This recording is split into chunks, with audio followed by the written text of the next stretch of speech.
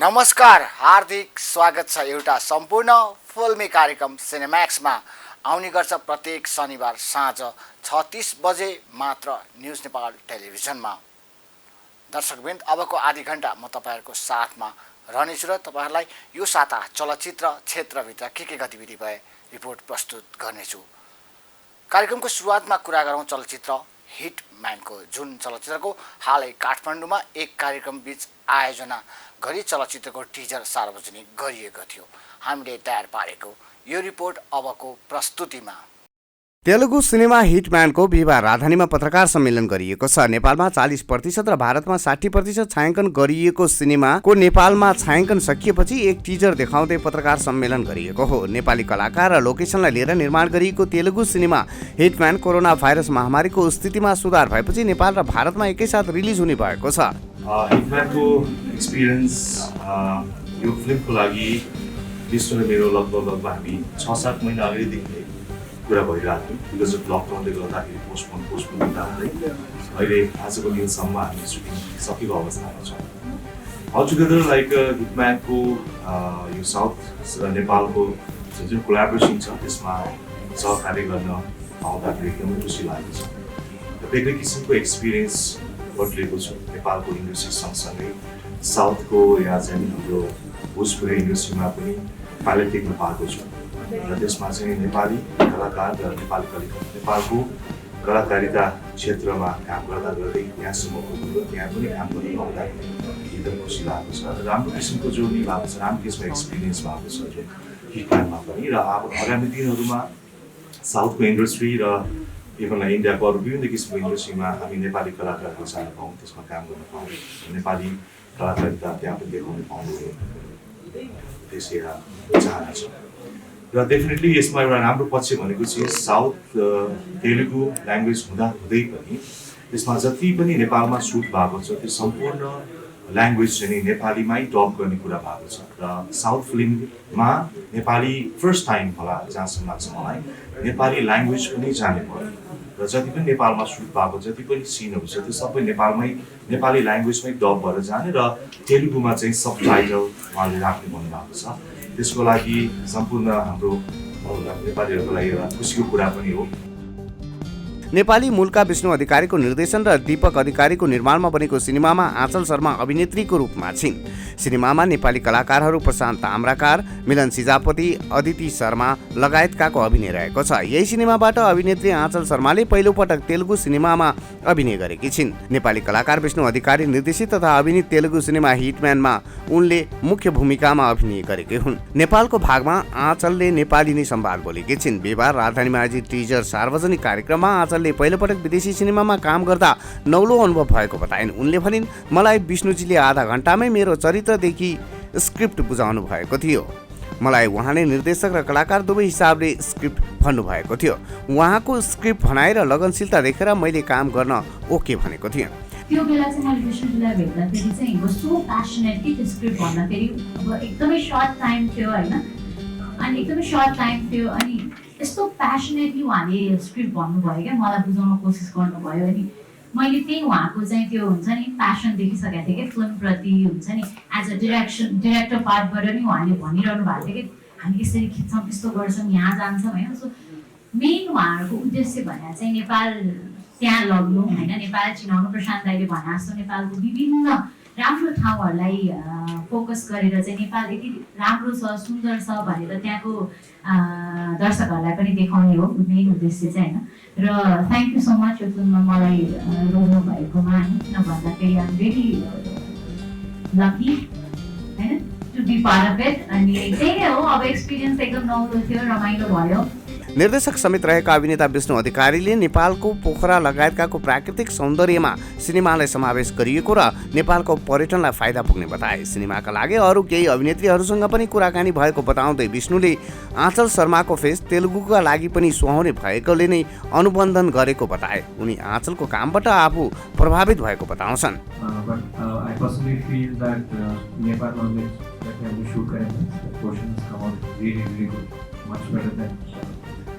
What we did back in India, and the point was to showcase the beauty of Nepal, India,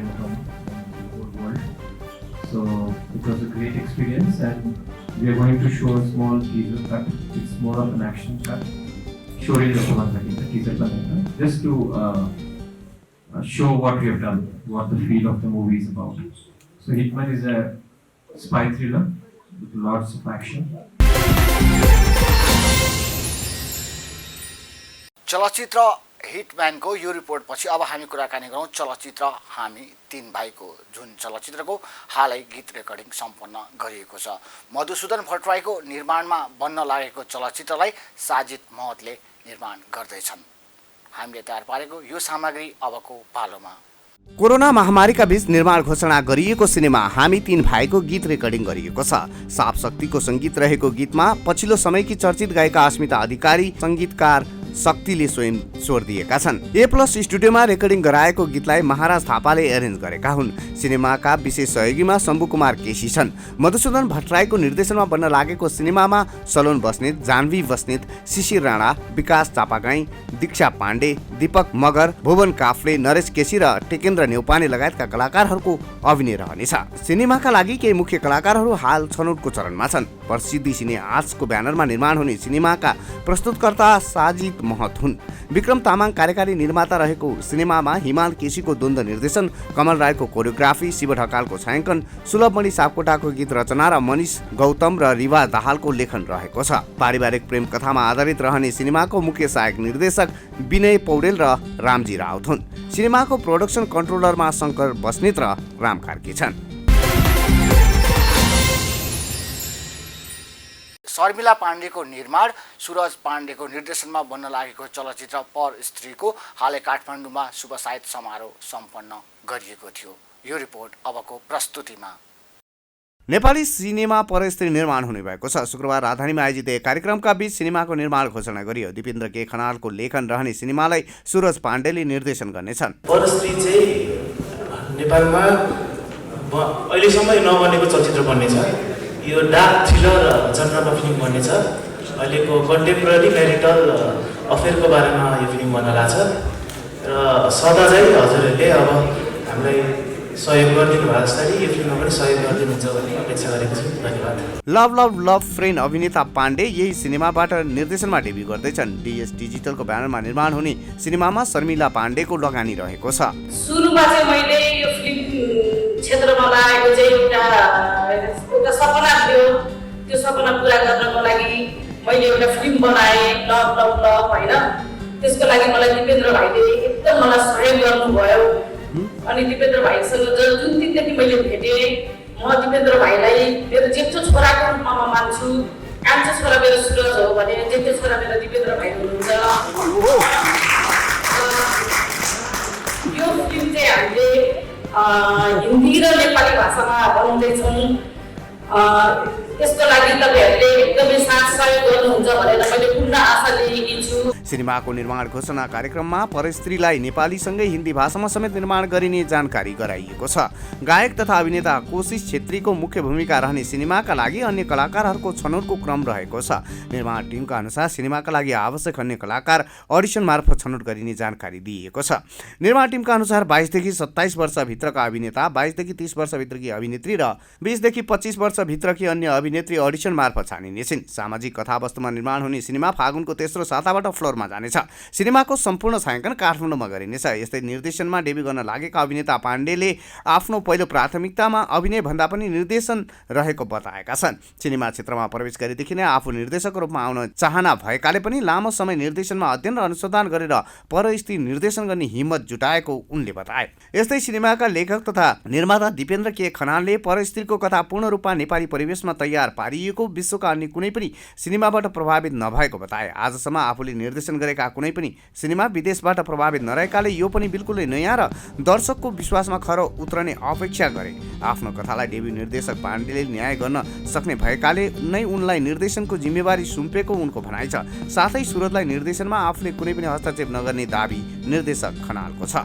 महामारीले गर्दाखेरि जुन हिसाबले हामी एउटा डरमा चलचित्र उद्योग चाहिँ अगाडि बढिरहेको अवस्था छ, त्यो अवस्थामा पनि शर्मा दिदीले चिसो मान्छे चाहिँ रिलिज नहुँदै फेरि अर्को एउटा चलचित्र बनाउने जुन आँट गर्नुभएको छ, त्यसको लागि शर्मा पाण्डेले टिमलाई एकदमै धन्यवाद भन्न चाहन्छु र आगामी दिनमा पनि यसरी नै उहाँको चाहिँ चलचित्रप्रतिको मोह निर्माणमा चाहिँ एकदमै निरन्तरता होस् भन्न चाहन्छु र सुरज एकदमै मैले डेब्यु उसलाई चाहिँ कलाकारको रूपमा डेब्यु गराएर मैले नै निर्देशन गरेको थिएँ र अहिले आज मै मञ्चमा बसेर उसले चाहिँ निर्देशनको एउटा चाहिँ पाठको समाप्त गर्दाखेरि एकदमै खुसी लागेको छ र सुरजलाई एकदमै बेस्ट अफ लक भन्न चाहन्छु होइन र अब टिममा त हामी सबैजना छँदैछौँ अवश्य पनि सुरजले राम्रो काम गर्नेछ भन्ने आशा लिएको छु र उसले जुन हिसाबले प्रडक्सनमा 5-6 वर्ष बिताएको छ म सँगसँगै रहेर काम गरेको छ पर्दा पछाडि रहेर त्यो हिसाबले चाहिँ एकदमै आशावादी छु म केही नयाँ कुरा एउटा नयाँ जेनेरेसनले चाहिँ निर्देशनको बाटो समाल्दै गर्दाखेरि चाहिँ नयाँ कुराहरू आउला भनेर म एकदमै आशावादी छु र त्यसमा तपाईँहरूको एकदमै साथ सहयोग रहनेछ भन्ने एकदमै आशा राख्दछु र यो चलचित्रको चाहिँ नायकमा अहिले चाहिँ कोशिश छेत्री मात्रै एकजना फाइनल भएको छ र अरू हामीले नायिकाको अडिसनबाट लिने भनेर चाहिँ तयारी गरेको छ। यस्तै निर्देशक खनालले निर्माता पाण्डेसँग मिलेर निर्माण गरेको सिनेमा चिसो मान्छे प्रदर्शनको तयारीमा छ। यो सिनेमा कोरोना महामारीको तेस्रो लहरले असर नगरेको खण्डमा आगामी वैशाख 30 गतेबाट प्रदर्शनमा आउनेछ।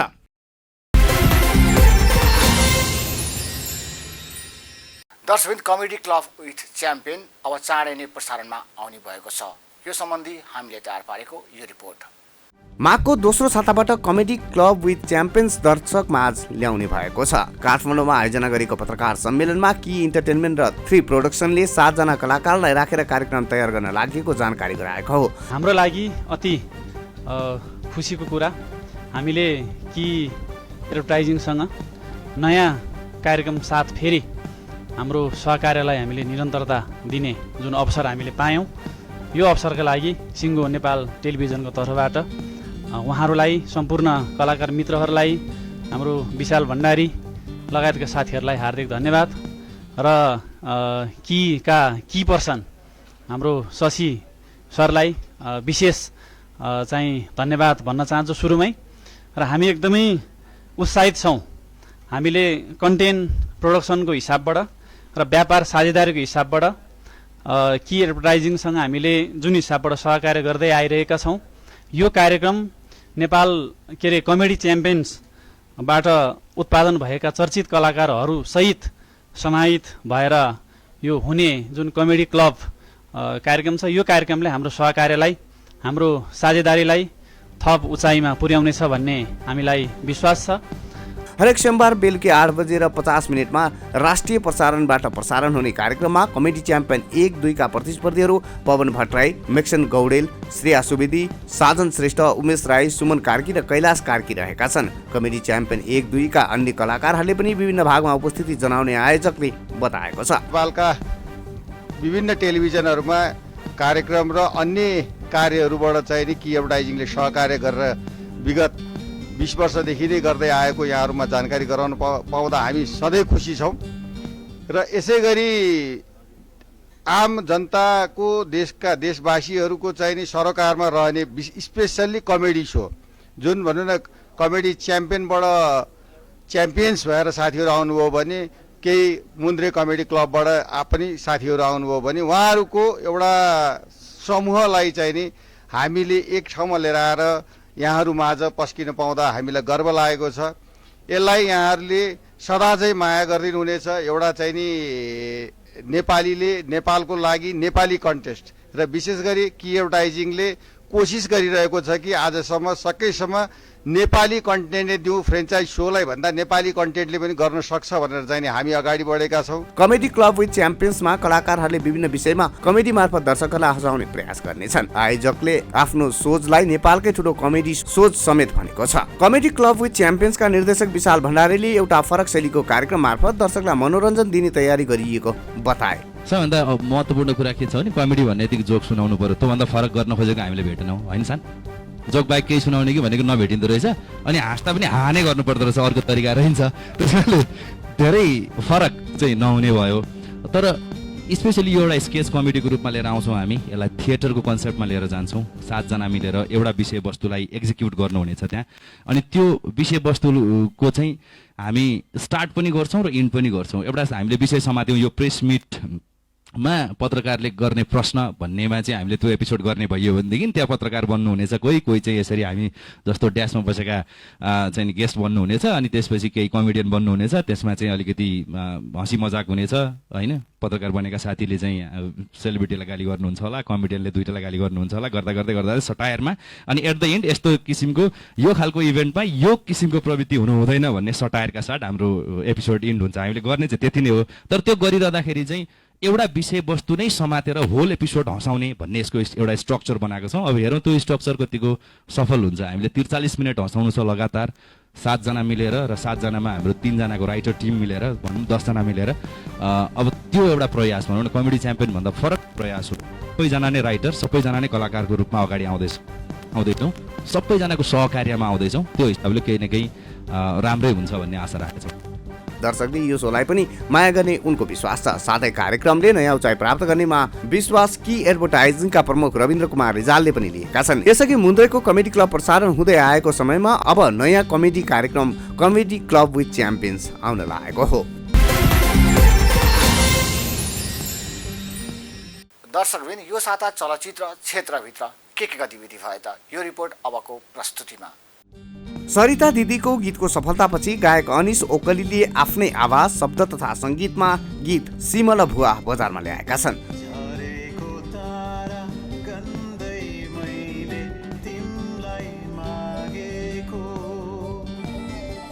गोपाल रसाइलीको सङ्गीत संयोजन रहेको गीतको भिडियो निर्देशन ओरियन टिमले गरेको हो। भिडियोको कन्सेप्ट गायक ओकिलीकै रहेको छ। प्रिय रानी लामा र प्रज्वल श्रेष्ठ भिडियोमा फिचर्स छन्। विकास मगरको छायाङ्कन, सम्पादन र कलरिङ भिडियोमा समावेश छ। अनिश ओकली युट्युब च्यानलमा भिडियो हेर्न सकिन्छ। 3 दशकदेखि साङ्गीतिक क्षेत्रमा सक्रिय रहेका ओकिलीको गुलाब जोडी, झ्यालबाट हेरे लगायतका गीतहरू चर्चित छन्।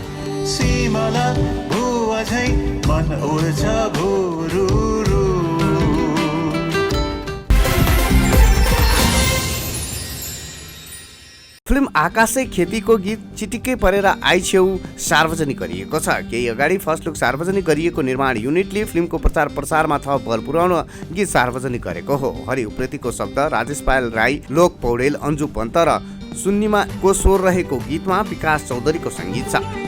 चिटिकै हम परेर आइछौ आँखैमा हम काजललाई छौ। गीतमा मुख्य कलाकार गौरव पहाडी, विल्सन विक्रम राई, ताक्मे बुढा, बुद्धि तामाङ हैट, निता ढुङ्गाना, रविन्द्र झा, रमा लिम्बू लगायतकाले आकर्षक नृत्य गरेको देख्न सकिन्छ। गीतको कोरियोग्राफी राजीव सिंहको छ। फिल्म फागुन 27 गतेबाट सार्वजनिक प्रदर्शनमा आउँदैछ। उदय सुब्बाको निर्देशन रहेको फिल्ममा गौरव पहाडी, विल्सन विक्रम राई, तक्मे बुढा, बुद्धि तामाङ हैट, निता ढुङ्गाना, रविन्द्र झा, रमा लिम्बू, जयनन्द लामा, शिशिर वाङदिङ लगायतकाको मुख्य भूमिका छ। युवाहरूको बिना मेहनतले पैसा कमाउने सपना र तिब्बतीयन शरणार्थीको विषयमा निर्माण गरिएको यो निर्देशक सुब्बाको 18औं फिल्म हो। यस अगाडि सुब्बाले थुप्रै सफल फिल्म दिएका छन्। फिल्म जीजी रूपकरण श्रेष्ठले उपत्यका र एफडी कम्पनीले उपत्यका बाहिर वितरण गर्नेछ। फिल्म युवादेखि वृद्धसम्मको रुचिलाई ध्यानमा राखेर निर्माण गरिएको निर्देशक सुब्बाले बताए। केदार उप्रेती, जीवन सुब्बा, राजेन्द्र चोङबाङ, दिलप्रकाश याक्सो निर्माता रहेको फिल्मको कथा निर्देशक आफैले तयार पारेका हुन्। फिल्मको संवाद भने कलाकार विल्सन विक्रम राई, तक्मे बुढाले लेखेका हुन्। एसएस इन्टरनेसनल फिल्म्स र तक्मे प्रोडक्सनको संयुक्त ब्यानरमा निर्माण भएको फिल्ममा विक्रम डीसीको छायाङ्कन, सुजन बडालको सम्पादन, राजु किरातीको द्वन्द, रामजी लामिछाने र राजीव सिंहको नृत्य, विकास चौधरी र बादल लिम्बूको सङ्गीत छ। अभिनेत्री रिचा शर्माको प्रस्तुतिमा निर्माण भएको सिनेमा कौशित टिजर सार्वजनिक गरिएको छ। टिजरका मुख्य अभिनेता बलराज सापकोटा पिंजडामा खरायो बोकेको लुक्समा फिचर छन्। कोभिड महामारीबीच सिनेमाको छायाङ्कनसँगै पोस्ट प्रोडक्सनको सबै काम सकाएर टिजर सार्वजनिक गरिएको निर्देशक कुमार भास्करले बताए। उनका अनुसार सिनेमा प्रदर्शनको लागि फाइनल भइसकेको छ, तर सिनेमा क्षेत्रमा परिरहेको र पर्न सक्ने कोरोना महामारीको सम्भावित असरलाई मध्यनजर गरेर छिट्टै नै सिनेमाको रिलिज मिति सार्वजनिक गरिने जनाइएको छ। ऋणको चपेटामा परेको पात्रको जीवन भोगाइमा आधारित कथामा बनेको सिनेमाको टिजरले पिञ्जडामा परेको जीवनको उन्मुक्तिको सङ्घर्ष भावना चित्रण गर्छ। सिनेमामा भोला र रिचाका अलावा रूपेश दाहाल, परीक्षित विक्रम राणा, सदीक्षा गौतम, निर्भीक भट्टराई र सागर भट्टराई मुख्य भूमिकामा छन्। सिनेमाको निर्माता केदार भुसाल हुन् भने कार्यकारी निर्मातामा दिमेश श्रेष्ठ तथा सहनिर्मातामा लक्ष्मण पानिया छन्। निर्देशक भास्करकै पटकथामा बनेको सिनेमाको कथा लेखनमा नवविजय प्रकाश श्रेष्ठ र धीरजन थपलियाले सघाएका छन्। निशाल पौडेलले छायाङ्कन गरेको सिनेमामा मित्र गुरुङ र भीम विश्वकर्माको सम्पादन छ। बर्ड फिचर्सको ब्यानरमा सिनेमा निर्माण भएको हो।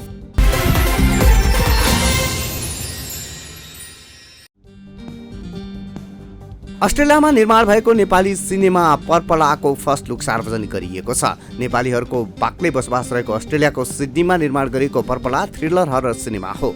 कोरोना महामारीले विश्वग्रस्त भए पनि नेपाली सिनेमा निर्माणलाई पनि निरन्तरता दिनुपर्छ भन्ने उद्देश्य राखेर पर्पला निर्माण गरिएको लेखक तथा निर्देशक मनोज अधिकारीले जानकारी दिए। अस्ट्रेलियामा बस्ने नेपालीहरूकै जीवनमा घटेको घटनाक्रमबाट प्रभावित भएर सिनेमाको कथा लेखिएको उनले बताए। हलिउड प्रविधि र नेपाली सिनेमा कर्मीको सहकार्यमा निर्मित सिनेमाको पहिलो चरणको छायाङ्कन अस्ट्रेलियामा गरिएको र दोस्रो चरणको छायाङ्कन छिट्टै गरेर सिनेमालाई प्रदर्शनमा ल्याउने निर्माण पक्षले बताएको छ। पर्पलामा मुख्य अभिनेताका रूपमा पुकार गौतम रहेका छन्। उनले यसअघि झरना थापासँग झिल्के नामक सिनेमामा अभिनय गरेका थिए भने अस्ट्रेलिया गएपछि ह्याप्पी न्यू इयरमा अभिनय गरिसकेका छन्। निर्माता तथा कलाकार भानु प्रतापले अस्ट्रेलिया बसाइको क्रममा त्यहाँको टिमसँग मिलेर सिनेमा पर्पलाको निर्माण गरेका हुन्। सिनेमा लालटिनपछि अस्ट्रेलियामा बसोबास गर्दै आएका उनले यस बीचमा म्युजिक भिडियो, छोटो सिनेमा निर्माणका साथै नेपाली सिनेमाको अस्ट्रेलियामा प्रदर्शन गर्दै आएका थिए। फर्स्ट लुकमा सिनेमाकी मुख्य अभिनेत्री निखिल बुढाथोकीलाई मात्र प्रस्तुत गरिएको छ। आधा मुहार मात्र प्रस्तुत गरिएको उनको आँखाबाट रगत चुहिएको छ। एक दशकदेखि अस्ट्रेलिया बस्दै आएका मनोज पर्पला सिनेमाका लेखक तथा निर्देशक हुन्। यिनै विविध सामग्रीका साथसाथै मैले कार्यक्रमबाट बिदा माग्ने बेला भइसकेको छ। म र मेरो सम्पूर्ण टिम आगामी सातासम्मको लागि बिदा चाहन्छ। नमस्ते। न्युज नेपाल टेलिभिजन हेर्दै गर्नुहोला।